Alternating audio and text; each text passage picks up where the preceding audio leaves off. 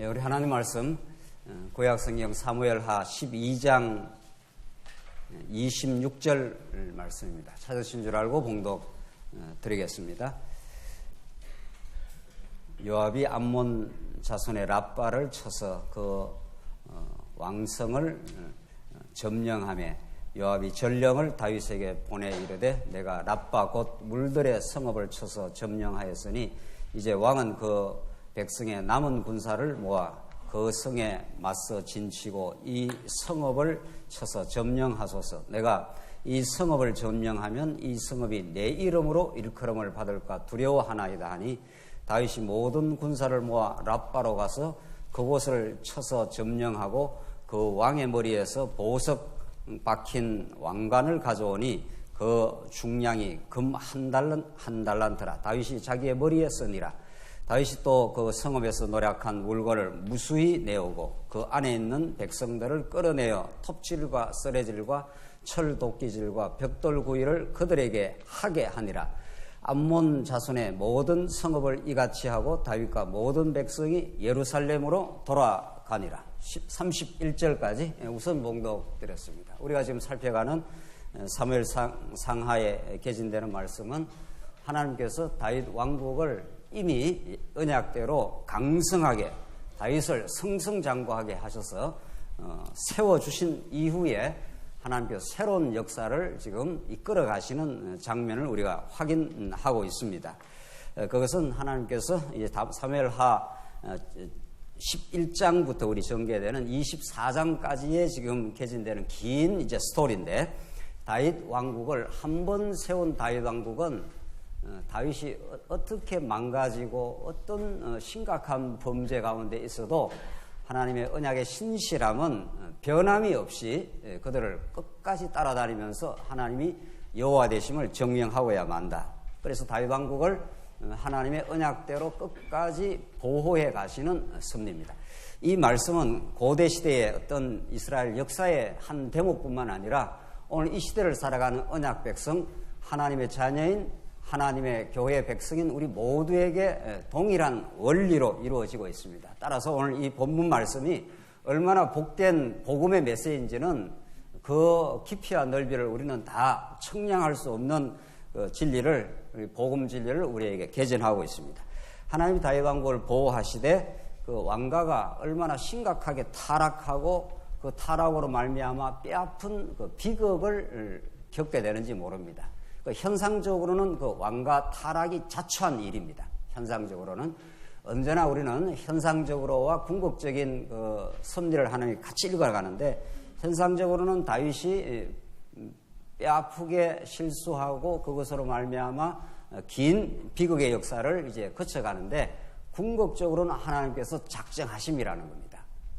자, 이 문제를 우리 지난 시간에도 확인한 대로 신학에서 지금까지 긴 역사를 통해서 하나님의 작정 속에 죄라는 것이 죄로 말미암아 이루어지는 이 땅의 비극이 이루 말할 수가 없습니다. 지금 이 시점에도 이 땅에 이루어져가는 그 비극은 목불견인이라고 눈을 뜨고 볼 수 없는 비극은 여전히 이 세상 속에 이루어지고 있습니다. 수많은 사람들의 고문, 지금 북한 땅에 포로 수용소에 잡혀있는 그 고통의 역사들, 말할 수 없는 전쟁과 참상들, 이것들은 이 역사 가운데 끝이지 않습니다. 계속해서 잠시 평화가 이루어진 것 같지만 그 평화는 다음 전쟁을 위한 준비일 뿐입니다. 그것이 이 세상의 역사입니다. 그래서 그런 도도한 역사의 흐름을 알지 못하면 우리는 마치 하루살이처럼 오늘 평화롭고 오늘 무슨 일이 잘 되면 좋아한다는 것은 그 긴 역사의 안목을, 우리 한국 역사만 보더라도 지금 얼마 동안 지금 잠시 평화가 이루어졌지 그 평화가 어떻게 될지도 모르는 겁니다. 긴 역사를 보면은 전쟁은 다반사입니다. 사실은 알고 보면은. 자, 그런 이 세상의 그 비극을 하나님께서 아시는지 모르시는지는 거죠. 그 비극 속에 하나님의 사랑하는 언약 백성들이 포함되어 있을 터인데 하나님께서 모를 리가 없다는 겁니다. 모를 리가 없는 정도가 아니라 우리는 신학적으로, 우리는 성경적으로 그걸 하나님의 작정이라 그렇게 말한다는 겁니다. 그 하나님이 작정하지 않고 이 땅에 타락과 비극은 일어나지 않습니다. 자, 그렇다면은 하나님이 왜 그것을 작정했느냐? 이것이 우리에게 언제나 그 질문거리가 되고 우리가 이 성경에서 복음을 복음답게 깨닫는 데는 피할 수 없는 질문입니다.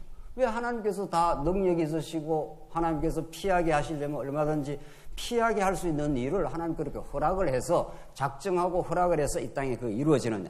우리는 지금 우리 지난 시간 이제 11장 다윗의 타락, 12장에 다윗의 아들이 죽는 장면, 물론 이제 하나님께서 죽고 나서 새로운 아들을 주셔서 위로를 하시는 거죠. 그 다음에 오늘 이제 12장 후반부와 13장으로부터 전개되는 자녀들의 범죄로 이제 이어집니다. 자기의 범죄보다도 자녀들의 범죄로 겪게 되는 그 어려움이 다윗에게는 너무도 뼈아픈 겁니다. 그래서 그렇게 역사는 진행이 되고 맙니다. 이것이 우리는 하나님의 언약 성취 섭리 속에 이루어지는 언약 백성들이 피할 수 없는 그런 일들이라는 거죠. 그러나 놀라운 사실은 그것을 통해서 하나님은 우리가 생각하는 그 이상의 청량할 수 없는 하나님의 깊으신 은혜와 복음의 뜻을 그 과정을 통해서 드러내신다는 겁니다. 그것이 언약 성취라는 거죠. 하나님이 한번 영원 안에서 작정하고 역사 가운데 언약하면은 어떤 경우에도 하나님이 그 언약을 신실하게 이루어내십니다. 누구를 통해서? 예수 그리스도를 통해서. 이것이 우리의 답입니다. 여러분과 제가 오늘도 언제나 성경 말씀 어디를 통해서도 그 해답을 얻어내고 그 해답을 우리가 누리고 그 해답으로 소망을 가지고 그 해답으로 우리는 전진하게 되어 있습니다. 그 해답을 잃어버린 영혼을 우리는 해답 없는 이제 창세기 언어를 빌리면은 땅이 혼돈하고 공허하며 허감이 기품에 있는 영혼이라 그렇게 말합니다. 그 예수 그리스도를 통해 우리에게 드러난 그 확정과 그 은혜와 하나님의 행하심, 그것이 우리의 영원히 해답이 되어서 그것을 노래 부르게 되어 있습니다. 그 해답을 떠나서 어떤 수단 방법을 다 써도 답이 없습니다. 답 없는 미궁 속을 헤맬 뿐이다. 그걸 혼돈이라 그러고 또 뭐라 그런다고요? 땅이 혼돈하고 그 다음에 뭐라고요? 공허합니다. 아무리 뭐 세상에 어떤 것을 다 취해도 어떤 물질, 어떤 좋은 일을 다 취해도 공허합니다. 안 채워집니다. 인간은. 하나님이 그렇게 만들어버렸습니다. 그 공허함 속에 하나님이 예수 그리스도의 살아계심과 그의 주권과 은혜와 그 사랑으로만 채우도록 그렇게 만들어놨어요. 오늘 이제 본문을 보시면 그게 더 분명해집니다. 그게 점점 더 분명해집니다. 다윗은 왕이었지만은 얼마나 아픈 시간들을 겪어가야 되는지 모릅니다. 그것을 하나님이 위로하시고 넘치게 채워주시고 찬양으로 이끌어내고야 마시는 신실하고 살아계신 하나님임을 오늘 본문이 우리에게 증거합니다. 우리 지난 시간 기억나십니까? 이제 아들이 죽지 않습니까? 밧세바와 이제 통간을 하고 얻은 그 아들이 현장에서 죽습니다. 뭐 다윗이 이루 말할 수 없이 상심이 큰 거죠. 그러고 나서 하나님께서 그걸 이제 다윗이 하나님의 결정으로 하나님의 작정으로 받아들이게 됩니다. 그러니까 하나님은 다윗에게 시련도 주시지만 믿음도 주십니다. 이게 정말 놀라운 섭리입니다. 만약에 여러분과 저에게 계속 시련만 주시면은 우리는 못 견딥니다. 우리는 조그마한 어려움도 잘 못 견디는 사람들입니다. 시련을 주실 뿐 아니라 다윗에게 믿음도 주십니다. 그걸 뭐라고 그럽니까? 그걸 선지서 용어로 말하면 뭐라고 그러냐고요? 다 신학 박사들인데 자꾸 그냥 있으시면 안 되죠. 때리시고 어떻게 해요? 싸맨다는 겁니다. 시련만 계속 주면 다윗이 견디내겠냐고요. 하나님께서 다윗에게 그 아들을 빼앗아가는 최악의 시련, 그 고통을 주시되 하나님이 그걸 넘어 영원을 바라보고 새로운 하나님의 위로를 바라보는 그 믿음을 주십니다. 그리고 딱 받아들입니다, 다윗이. 그 전에 굉장히 금식하고 괴로워하다가 그걸 하나님의 작정이었구나. 이것이 하나님의 뜻이 있구나. 그 뜻이 얼마나 깊고 놀라운 뜻이 있는지는 우리는 그 순간순간은 모르는 겁니다. 그러니까 우리는 그렇게 말하면 되는 거죠. 우리가 좀 그 답이 안 되는, 지금으로서는 해답이 금방 안 떨어지는 어려운 일을 당하면 무슨 뜻이 있겠지. 뭐 이렇게 하면 되는 겁니다. 같이 한번 해보실까요? 무슨 뜻이 있겠지. 틀림없이 뜻이 있습니다. 지금으로서는 우리가 다 이렇게 행하시는 하나님의 그 깊고 오묘한 뜻을 다 알 수가 없는 거죠. 원리적으로는 아는 거죠. 뭐 하나님을 찬양하게 하신다든가 뭐 하나님을 배우게 하신다든가 또 원리가 중요하고요. 그러나 이 역사 현실 속에서 지금 우리가 겪는 그 의미를 다 모릅니다. 우리가 지나보면 그 뜻이 점점 드러납니다. 확실하게 드러납니다. 그래서 하나님이 살아계신다.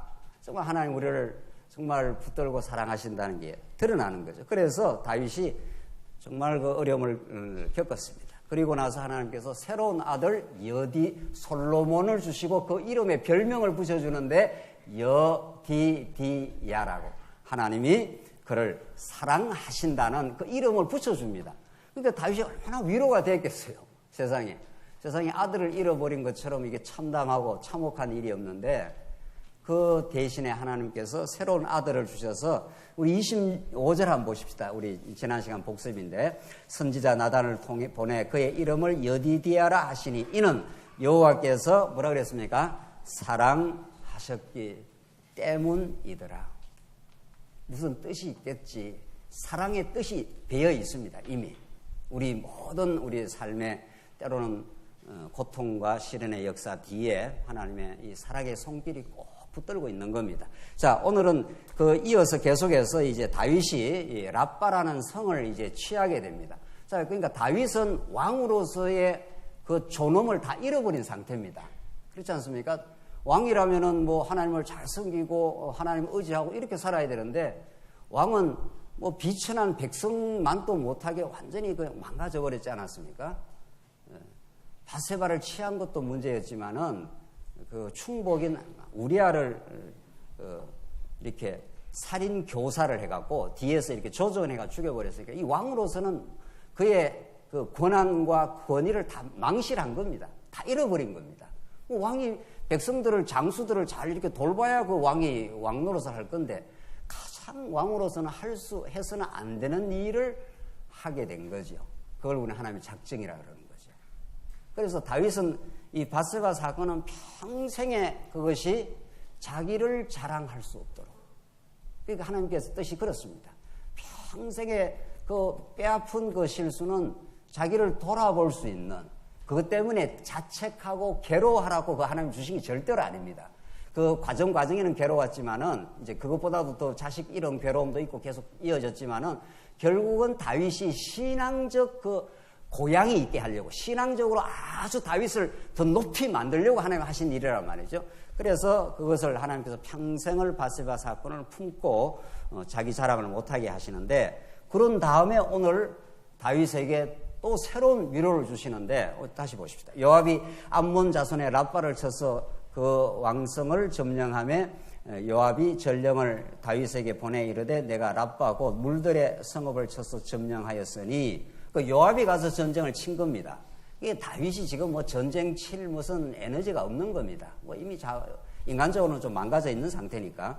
그런데 이제 요압이 가서 전쟁을 쳐서 점령을 했습니다. 이겼습니다. 그래서 28절 요압이 뭐라고 그런가 한번 보십시오. 이게 다윗 주변에 다윗을 위로하는 하나님의 손길인데 이제 28절 왕은 그 백성의 남은 군사를 모아 그 성에 맞서 진치고 이 성읍을 쳐서 점령하소서. 내가 이 성읍을 점령하면 이 성읍이 내 이름으로 일컬음을 받을까 두려워하나이다. 자, 그러니까 요압이 이거 아주 대단한 장수인데 자기가 점령을 해서 이제 점령해버릴 수도 있지 않습니까? 근데 하나님이 요압에게 어떤 마음을 주는가 하면은 요압이 그 성을 점령했다고 하는 요압의 이름이 돋보이게 하는 그런 마음을 하나님이 안 주십니다. 보통 사람 같으면 그렇게 할 수 있는 거죠. 뭐 일반적으로 죄인은 다 그렇게 하지 않습니까? 어떤 일을 하면 자기 이름을 돋보이게 하려고 하는 게 우리 보편적인 인간인데 그렇게 안 한다 이 말입니다. 요압이 왕이 가서 남은 군사를 쳐가지고 내 이름이 돋보이게 하지 마시옵소서. 이 나라는 당신의 나라입니다. 이렇게 요압이 다윗을 딱 인정을 하고 들어가는 겁니다. 이거 쉽지 않습니다. 지금 요압이 다윗이 어떤 지경인가 다 알고 있습니다. 다윗은 만약에 다윗을 하나님의 법대로 처단을 한다면 다윗은 왕될 자격이 없다. 이렇게 볼 수 있는 거죠. 얼마든지 다윗을 반역하고 치고 나올 수도 있는 그런 입장이에요, 지금. 다윗이 전쟁 칠 지금 기분도 아닙니다. 그런데 하나님께서 요압으로 하여금 그런 마음을 줘서 다윗이 다시 왕의 권위에 복귀될 수 있도록 또 하나님이 다윗을 위로할 수 있도록 그렇게 하시는 그 내용이에요. 29절 보십시다. 다윗이 모든 군사를 모아 랍바로 가서 그것을 쳐서 점령하고 그 왕의 머리에서 보석 박힌 왕관을 가져오니 그 중량이 금 1달란트라. 다윗이 자기의 머리에 쓰니라. 다윗이 왕관을 썼습니다. 점령하고 나서 그 점령 그 군에 점령 당한 왕의 그 왕관을 이제 머리에 썼습니다. 그래서 다윗이 또 그 성읍에서 노략한 물건을 무수히 내오고 그 안에 있는 백성들을 끌어내어 톱질과 썰해질과 철도끼질과 벽돌 구이를 그들에게 하게 하니라. 암몬 자손의 모든 성읍을 이같이 하고 다윗과 모든 백성이 예루살렘으로 돌아가니라. 자, 이렇게 해서 이 내용의 핵심이 뭐냐 하면은 다윗이 처음 나가 전쟁 쳐서 뭐 승리한 그런 것도 아닌데 요압이라는 군대 장관이 전쟁을 쳐서 갔는데 다윗의 그 왕의 권위를 요압이 인정을 해줬다. 핵심은 그겁니다. 이 내용이. 그렇게 함으로 다윗이 하나님으로부터 말할 수 없는 지금 위로를 받는 거죠. 나는 이런 요압으로부터 왕의 권위를 인정받는 그런 자격이 될 수가 없는 거 아닙니까? 여러분과 저는 정말 하나님의 자녀 될 수 있는 행위로 자격이 있어서 오늘 이 자리에 와 있습니까? 그렇지 않습니다. 만약 하나님 불꽃 같은 눈으로 우리를 살피신다면은 우리의 죄악된 생각과 하나님 반역하는 생각과 때때마다 우리가 하나님 노릇하며 하나님 흉내내며 그렇게 살아가는 우리의 행동과 우리의 죄악된 존재로 말미암으면 우리가 이렇게 떳떳하게 하나님 앞에 설 수가 없습니다. 1000번이고 10,000번이고 우리가 심판받아야. 다윗은 왕의 자리에서 끌어내려가지고 그냥 율법으로 저주받아도 마땅한 존재입니다.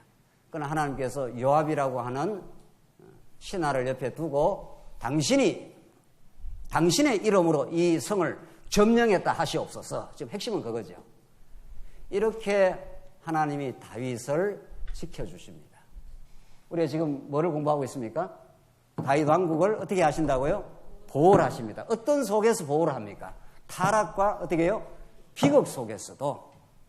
이게 다윗은 이게 놀라운 하나님의 그 위로입니다. 그래서 정말 우리는 하나님의 은혜 속에 우리가 서 있지, 우리의 내노라 하는 무슨 행동과 우리가 무언가를 대단한 업적을 세우고 성과를 세워서 하나님 앞에 서지 않습니다. 하나님 만약 그렇게 하신다면 다윗처럼 완전히 이렇게 망가뜨리게 만들어버립니다. 그 전에 다윗이 얼마나 승승장구하면서 많은 그 대적들을 섬멸을 했습니까?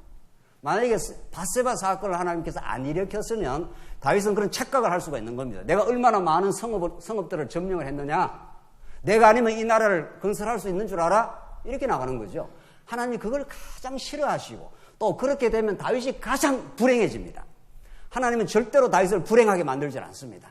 궁극적으로 하나님 나라에서 여러분과 저를, 다윗을 포함한 여러분과 저를 하나님의 나라에서 영원히 그를 찬양하고 행복하게 만드십니다. 하나님 절대로 그 언약적 의지를 꺾지 않습니다. 어떤 경우에도 그 하나님의 언약적 의지를 이 세상이 다 달라들어도 그 언약적 의지가 꺾이지 않습니다. 그래서 신실하다 그럽니다. 우리 정말 하나님을 믿을만 합니다. 그분을. 오늘 본문이 그걸 우리는 강하게 증명을 해주고 있습니다. 다윗, 너 행동으로 말하면은 1000번이고 10,000번이고 지금 왕의 자리에서 끌어내려야 돼. 이런 거죠. 그러나 하나님께서 지켜주겠다는, 하나님께서 다윗 왕조를 계속 존속시켜 주겠다는, 여러분과 저의 하나님의 아들됨을 우리의 행위로 만약에 본다면은 언제라도 됐다 안 됐다 하는 거죠. 조금 하나님 섬기다가 언제든지 하나님 배반하는 우리 인생이니까. 그러나 하나님께서 예수 그리스도 안에서 우리를 언약 백성으로 삼으시고 그 무조건적인 사랑으로 지금도 여러분과 저를 신실하게 붙들고 계십니다. 오늘 이 사건이 그걸 증명을 하고 있습니다. 자, 13장으로 넘어가십시다. 13장 넘어가시면은, 자, 이제 13장은 참 다윗에게 참 많이 아픈 시간들인데, 한번 보십시다. 자녀들의 범죄입니다. 자녀 암논, 압살롬, 다말, 이게 전부 다 다윗의 자녀입니다. 그 암논과 다말과 압살롬 사이에서 이 비극이 일어나기 시작합니다. 온갖 범죄가 일어나고 그 범죄가 무엇을 우리에게 가르쳐 주는가? 우리에게보다도 우선 다윗에게 무엇을 가르쳐주고 여러분과 저에게는 어떤 복음을 우리에게 가르쳐주는가 읽어봅시다. 13장 1절입니다. 이제 자녀들이 범죄가 일어나는데 1절로 6절 우선 다윗의 아들 암논이 누이 다말을 연애를 해서 음모를 꾸밉니다. 한번 보십시다. 그 후에 이 일이 있느니라. 다윗의 아들 압살롬에게 아름다운 누이가 있으니 이름은 다말이라. 다윗의 다른 아들 암논이 그를 사랑하나 그는 처녀이므로 어찌할 수 없는 줄 알고 암논이 그의 누이 다말 때문에 울화로 말미암아 병이 되니라. 그 암논이 누이 다말을 범하고 싶어가고 막 병이 됐습니다. 이게. 그런데 3절 암논에게 요나답이라고 하는 친구가 있으니 그는 다윗의 형 시므의 아들이요 심히 간교한 자라.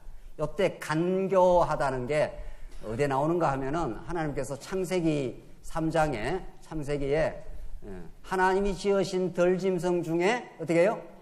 뱀이 어떻게 하다고요? 간교하더라. 이 간교한 걸 하나님께 지어놓기는 그렇잖아요. 이 하나님의 섭리 가운데 다윗이 있고 다윗의 아들 암논이 있고 압살롬이 있고 압살롬의 누이 다말이 있고 이게 다 같은 형제입니다. 배다른 형제입니다. 다 다윗의 아들들, 딸들입니다. 그런데 암논 옆에 누가 있다고요? 요나답이 있습니다. 이게 아주 어떤 존재라는 겁니까? 심히 어떻게 해요? 아주 간교합니다. 이게 에덴 동산 상황하고 항상 똑같습니다. 에덴 동산은 언제나 후대 역사의 원형이니까 그 안에 에덴 동산에서 하나님이 언약하시고 범죄하고 또 지켜주는 그 모든 상황은 이스라엘 역사 전체의 원형입니다. 자, 그래서 요나답이 지금 아주 강교한 요나답이 누구 곁에 딱 붙어 있습니까? 암논 옆에. 이래야 하나님의 언약 드라마가 이루어져 가는 거죠. 만약에 요나답이 없었으면 이런 강교한 인간은 하나님의 역사 가운데 좀 없으면 좋잖아요. 우리 그렇게 생각 안 합니까? 우리가 살다가 아이고 저런 저 악한 김정은 같은 놈은 김정은은 최근에는 좀 좋아졌는지 모르지만 별로 안 좋아졌습니다. 그런 건 없어야 우리 이북 백성이 좋겠는데 이게 우리의 생각입니다. 그러나 하나님의 이 섭리의 드라마 속에는 이런 그 요나답이라는 그 인간이 있어야 역사가 진행이 됩니다. 그래서 하나님 편에는 선이고 악이고 다 하나님의 영광을 드러내신다 그래요. 그래서 잠언서에 뭐라고 되어 있습니까? 잠언서 16, 잠언이 하나님의 주권성을 드러내지 않습니까? 잠언 16장에 온갖 것을 하나님이 그 쓰임에 적당하게 하나님께서 지으셨다 그래요. 온갖 것은 뭡니까? 다윗이든 암논이든 요 강교한 요나답이든 하나님이 하나님 되심, 하나님이 여호와 되심, 하나님이 얼마나 절대 주권을 가지고 언약 백성들에게 은혜로우심, 이거 이제 하나님이 당신을 드러내시는 건데 그 드러내시는 과정에 온갖 사람들을 하나님이 어떻게 해요? 어떻게 지었다고요? 적당하게 지었다고 해요. 그러니까 우리가 사람 함부로 이렇게 평가하고 이런 거, 이 사람이 이 세상을 평가하는 게 그것처럼 명랑한 일이 없습니다. 그것처럼 허무한 일도 없습니다. 이건 뭐 있어야 되고 저건 없어야 되고 뭐 이런 게 평가를 많이 하지 않습니까?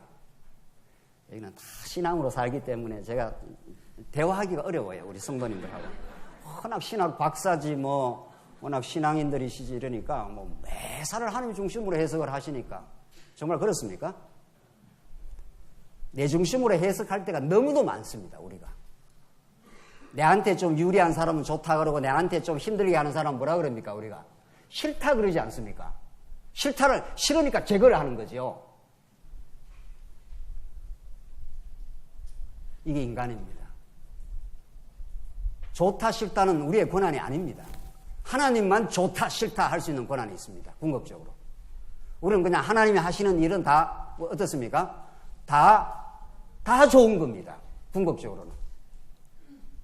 하나님을 알고 하나님을 배우기에 다 필요합니다. 하나님의 영광을 드러내고 다윗에게 요나답 같은 요 강교한 인간이 없으면은 다윗이 이 범죄가 막 발생해가지고 다윗이 마음고생을 안 할 거 아닙니까?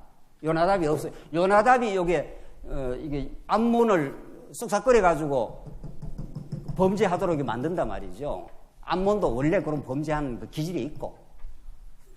그래서 다윗에게 엄청 고통의 시간이 있지만 요나답이 없으면 이런 그 하나님의 타락과 비극이 안 일어나고, 그러면 타락과 비극이 없으면 보호라는 말도 성립도 안 하는 겁니다. 그래서 정말 우리가 하나님을 여호와로 정말 믿고 사는지, 이게 정말 중요한 겁니다. 무슨 언약 성취 해서 성경을 달달달달 많이 아는 게 중요한 게 아니라, 그걸 정말 그게 하나님 여호와를 살아계심을, 그의 놀라운 주권이라면 하나님 뜻대로 하신다는 거예요. 요나답을 다윗 옆에다가, 암몬 옆에다 붙이겠다는 거예요, 하나님께서. 그렇게 해서 다윗이 고통을 겪습니다. 그래서 다윗이 그 후에 위로를 받습니다, 다시. 그래서 하나님의 영광을 드러내고야 마셔요. 정말 그렇게 우리가 삶의 현실 속에서, 오늘 이렇게 말씀을 듣는 시간뿐만 아니고 진짜 현실 속에서 진짜 하나님이 하신다고. 내한테 불리하고 어려운 일이 생겨도 이 일을 하나님의 드라마 속에 딱 그렇게 정해놨다고. 정말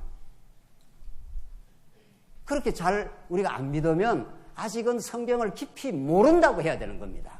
뭐 안다고 할 게 아니라는 거죠. 아는 거야 이론적으로 달달달달 아는 거죠. 이론적으로. 뭐 이론적으로 아는데 김기훈 목사 어지간히 공부했지 않겠어요 지금? 그거 한다고 대수도 아니더라고요. 정말 그렇게 믿어지느냐 말이죠. 정말 여호와 하나님이 내한테 불리한 사람을 내 옆에, 내한테 괴로움을 주는 사람을 내 옆에 붙여요. 하나님 붙여요.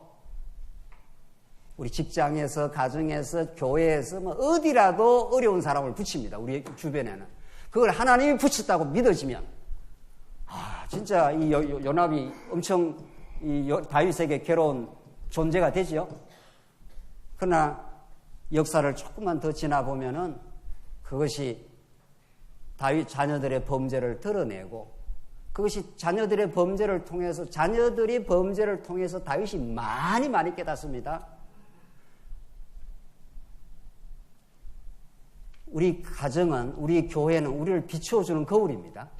하나님이 정확하게 거울을 갖다 대가지고 너 그런 존재야 이렇게 보여줘요. 자식은 누구 닮습니까?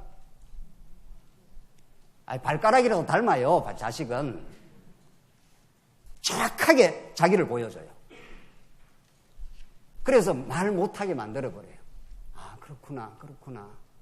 하나님의 은혜가 아니면 우리는 살 수 없구나. 우리는 범죄한 죄인은. 이걸 자녀들의 범죄 과정을 통해서 다윗이 더 이상은 자기를 자랑하지 못하도록 그렇게 하나님께서 만들어버리고 맙니다. 그래서 오늘 이 13장 내용이, 이게 다윗 인생사에서 없어야 될 일이 아니고 복음으로 다윗이 깨닫는데, 하나님을 진짜 여호와로 깨닫는데 꼭 어떻게 해요? 이거 깁니다. 이거 다윗 타락과 비극이 11장에서 도대체 몇 장까지예요? 19장까지 11, 12, 13, 14, 15, 16, 17, 18, 19장. 이 긴 시간을 하나님께서 다윗에게 무슨 괴롭히려고 그럽니까? 다윗을 그냥 무의미하게? 하나님 그렇지 않습니다. 그 괴로운 과정은 물론 있죠. 그러나 다윗이 이 과정을 통해서라야 다윗이 자기의 진면목을 깨닫습니다. 여러분과 저의 삶에 만나는 가족들, 만나는 사람들, 우리 지체들은 우리를 정확하게 비추어내고 있습니다. 우리가 어떤 사람의 범죄에서 분노하는 것은 그 범죄가 내 안에 들어있기 때문에 분노를 하는 겁니다. 자기 안에 죄가 없으면 그의 반응도 안 나온다는 겁니다. 마음속에 있는 것이 보입니다. 그러니까 상대방이 뭐가 있어서 굉장히 분노하는 것은 자기 안에 정확하게 그게 들어있다는, 하나님께서 그걸 덜추어내고 있는 중입니다. 그래서 하나님은 다윗의 이 범죄를 덜추어내십니다. 범죄하는 가운데 두시기도 하고, 그 후대 나단 선지자를 통해서 하나님께서 밝혀내시고, 자녀들의 범죄를 통해서 또 다윗이 그 긴 역사를 거쳐가면서 하나님 맞습니다. 나는 말할 수 없는, 하나님 앞에 나를 자랑할 수 없는 죄인입니다. 그걸 지금 드러내기 위해서 요나답이라고 하는 이런 기가 막힌 하나님의 등장 인물을 하나님께서 딱 배치를 시켜놨습니다. 이거 정말 그렇게 믿어지십니까? 안 믿어지시는가 봐요. 믿어지십니까? 정말? 요나답을 정확하게 배치시켜놨고 심히 강교한 자라. 이렇게 해서 이 비극이 시작이 이제 됩니다. 한번 보십시오. 4절 그가 암논에게 이르되 왕자여 당신은 어찌하여 나날이 이렇게 파리하여 가느냐 내게 말해주지 아니하겠느냐 하니 이렇게 이제 요나답이 암논한테 와서 살살살살 지금 하는 겁니다. 암논이 말하되 내가 아우 압살롬의 누이 다말을 사랑함이니라 하니라. 이 사랑함은 진짜 뭐 아가페 사랑은 아닙니다. 육정의 사랑이죠. 5절 요나답이 그에게 이르되 침상에 누워 병든 채 하다가 내 아버지가 너를 불러 보러 오거든. 그 요나답이 요 계책을 업무를 꾸미는 겁니다. 인간이 하는 일이 다 업무입니다. 여러분과 제가 다 하는 일이 업무예요. 업무. 어두운 데서 이 계략을 꾸미는 거란 말이죠. 그래서 사람들이 모르게 하는 거죠. 누가 아십니까? 하나님이 정확하게 아십니다. 그러니까 우리가 이렇게 좀 업무를 꾸미다가 이렇게 말씀을 자꾸 이렇게 들으면 마음이 어떻습니까? 저도 지금 뭐 고백할 게 하나 있어요. 저도 지금 고백할 게 지금 여러분한테는 이야기 아니에요. 네. 뭐 고백 지금 아주 불편한 뭐가 하나 있어요. 지금 이거 빨리 이거 정리를 해야 되는데 이거를. 그러니까 이걸 조금 이렇게 오래 갈라 하다가 하나님이 보신다고 생각하니까 뭐 오래 가도 되지도 않겠더라고요 이게. 오래 가봐야 다 뽀록 나 좀 있으면. 궁금하지요? 그런 거는 그 청기 누설이라서 그러니까 우리 인간이 다 그런 거예요. 뭐가 있는 거예요 지금. 이렇게 업무가 있는 거예요. 안에서 뭐를 꾸몄어 벌써.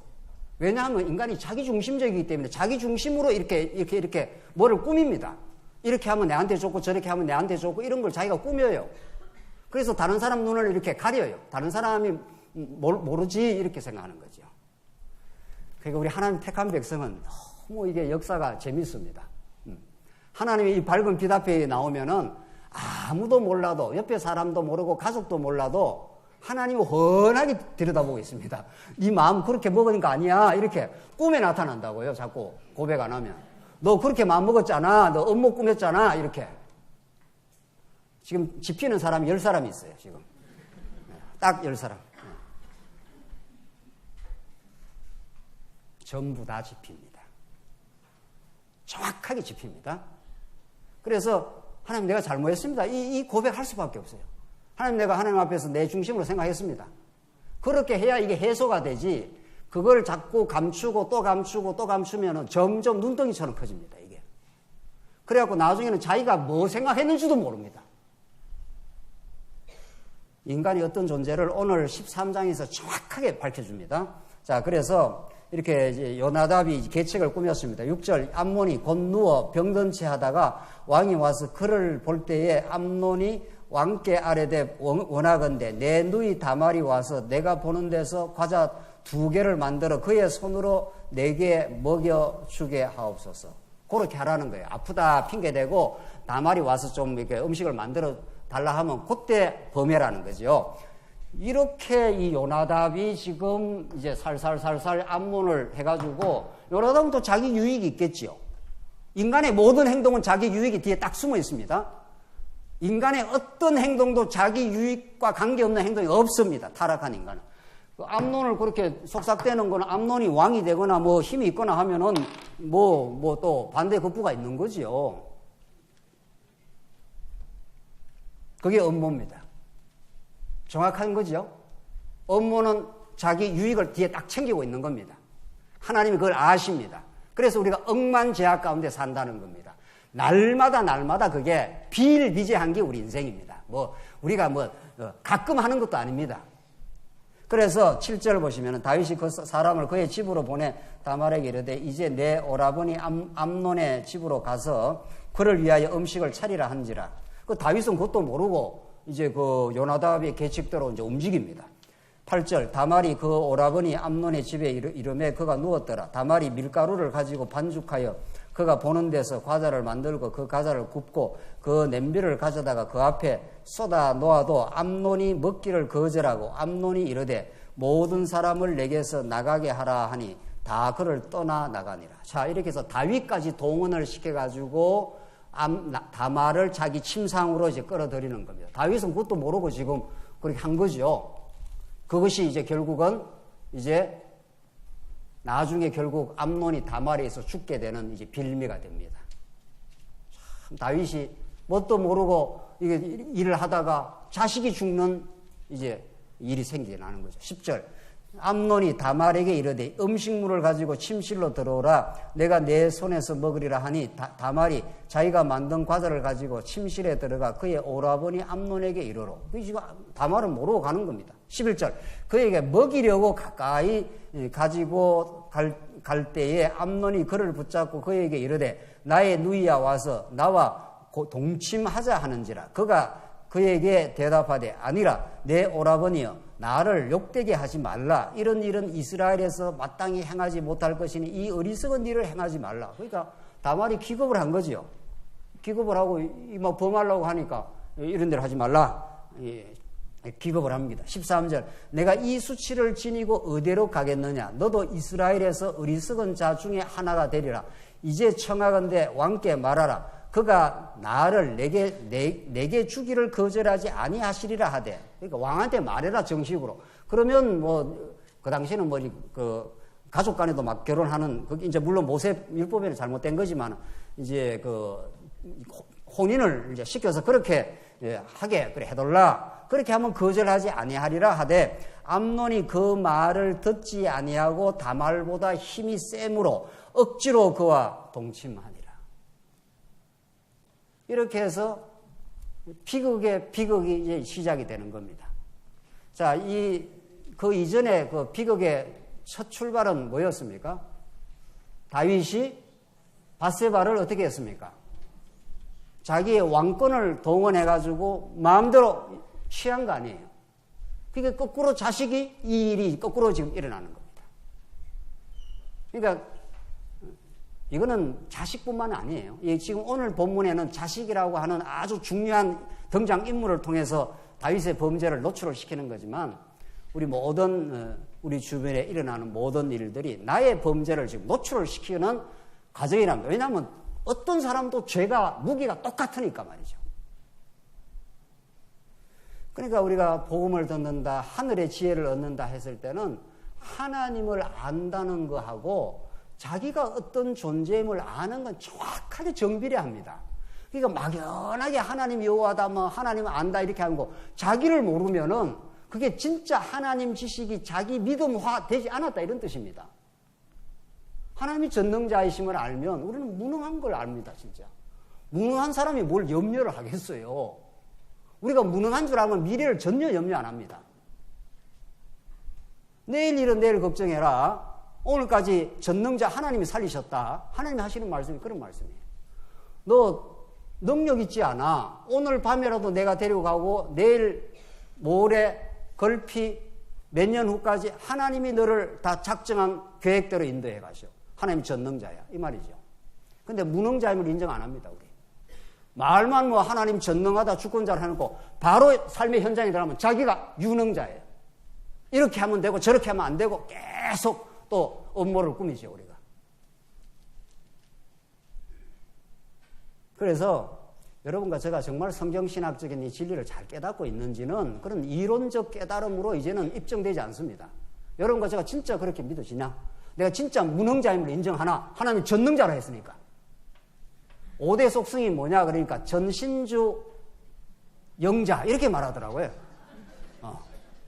이거는 무슨 거의 주문에 가까운 이야기. 자기하고는 아무 상관도 없어. 전능자, 그 다음에 뭐죠?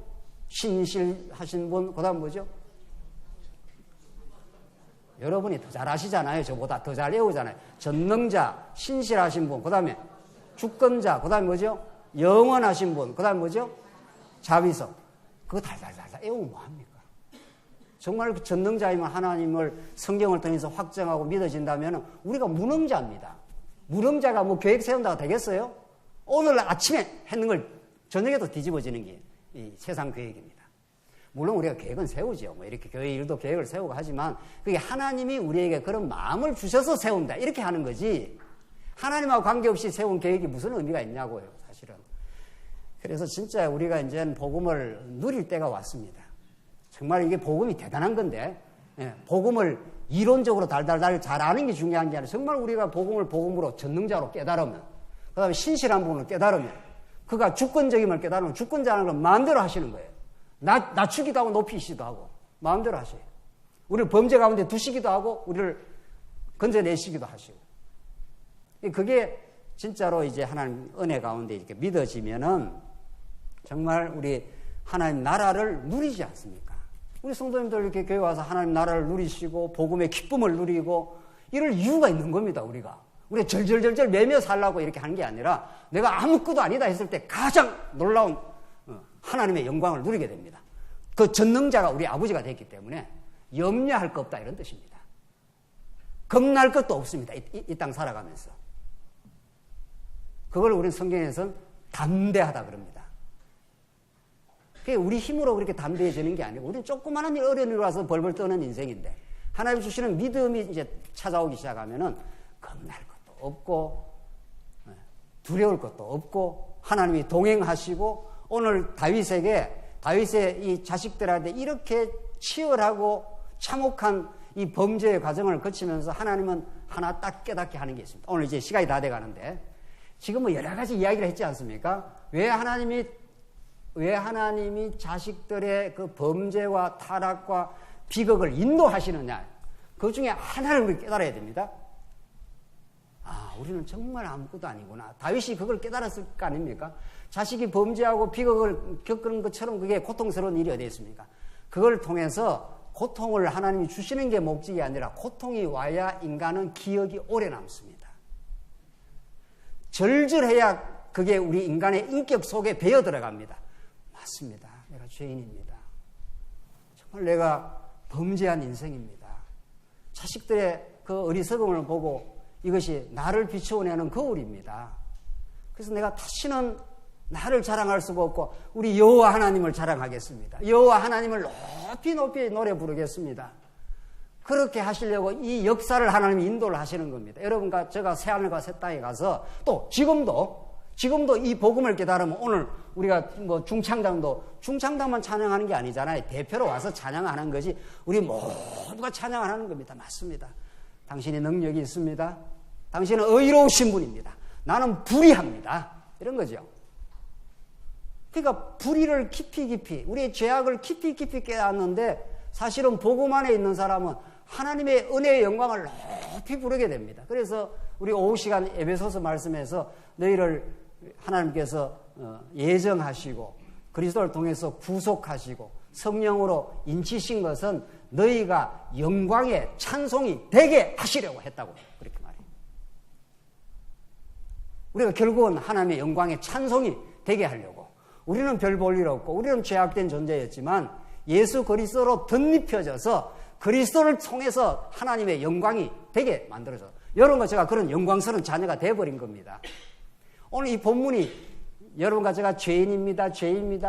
그걸 자꾸 지적하는 게 근본 목적이 아니에요. 그렇잖아요. 하나님 우리 자꾸 죄 지적해서 뭐 하시게요? 하나님 우리 아들이 되어버렸는데 우리가. 여러분들 여러분의 자녀한테 자꾸 너 죄인 그렇게 하십니까?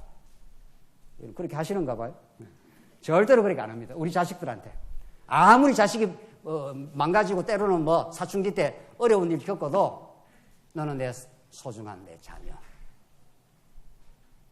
너는 세상에 누가 뭐라 그래도 내한테는 가장 사랑하는 대상. 그게 여러분과 제가 하나님의 자녀라 이런 뜻입니다. 이거 얼마나 놀랍고 감격스럽습니까? 세상에 이것처럼 행복하고 기쁘고 즐거운 일이 없습니다. 다윗에게 그걸 지금 깨닫게 하려고 이 모진 시련의 과정을 지금 통과하게 하십니다. 결론 지시죠.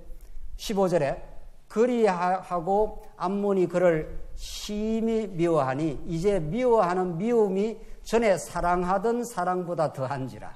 이게 정확하게 우리 인간의 마음입니다.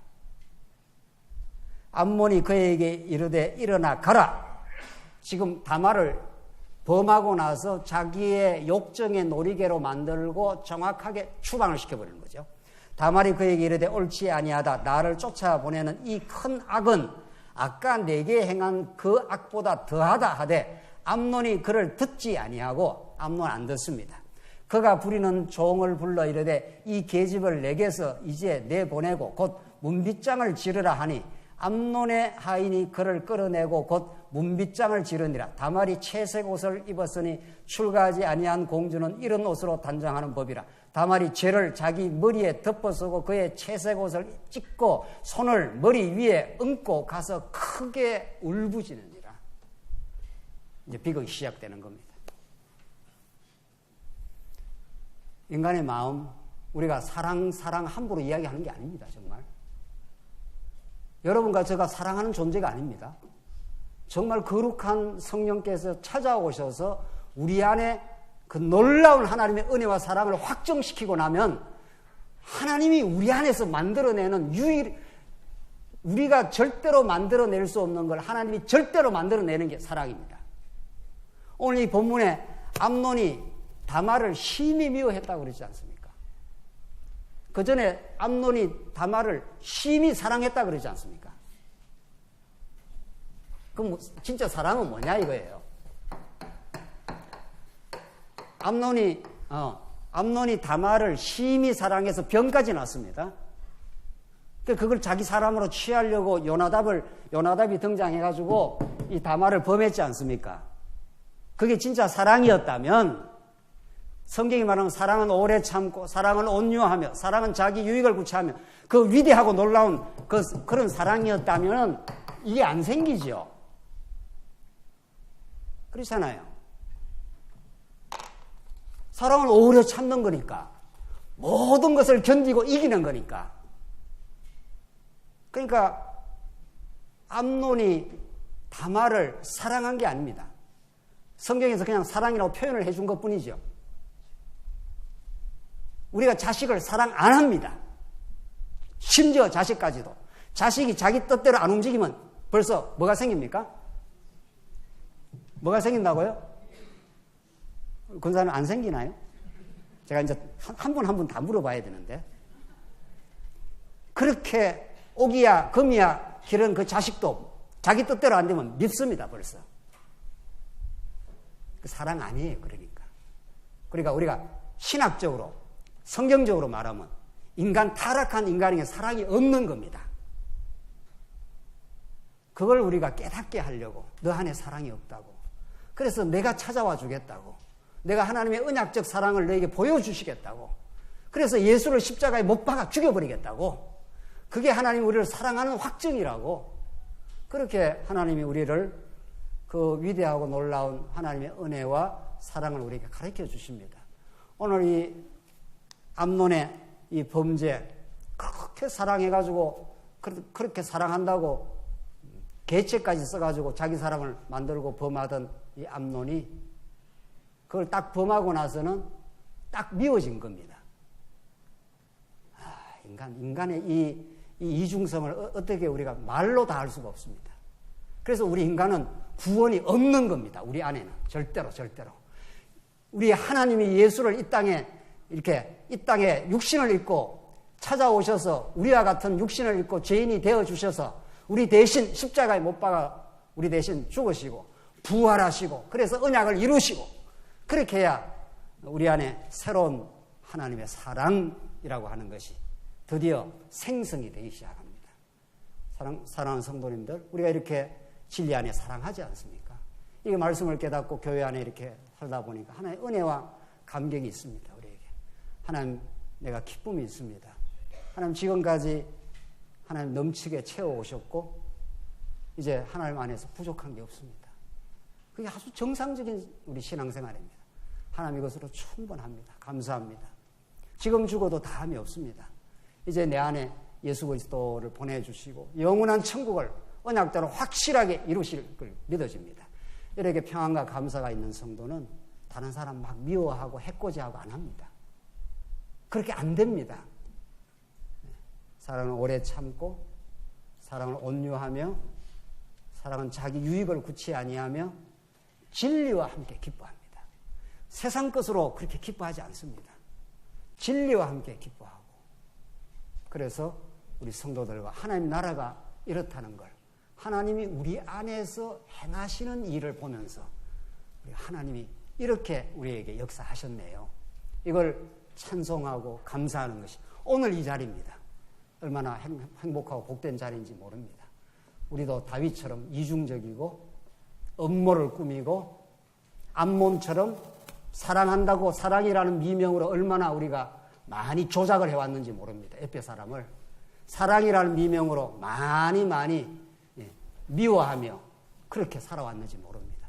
그 모든 죄를 하나님이 깨끗하게 덮어주시고 다윗을 이제 다시 왕으로 당당하게 세우시고 그렇게 하나님 나라를 이루어 가십니다. 오늘 여러분과 저 안에 그 복음이 있습니다. 그 안에 든든하시고 겁낼 거 없고 승리하시기 바랍니다. 기도하십시다. 자비하신 하나님 아버지 은혜를 감사합니다.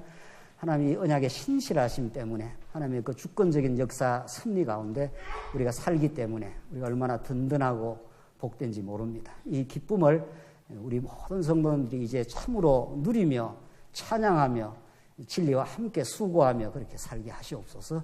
예수님 이름으로 기도하옵나이다. 아멘.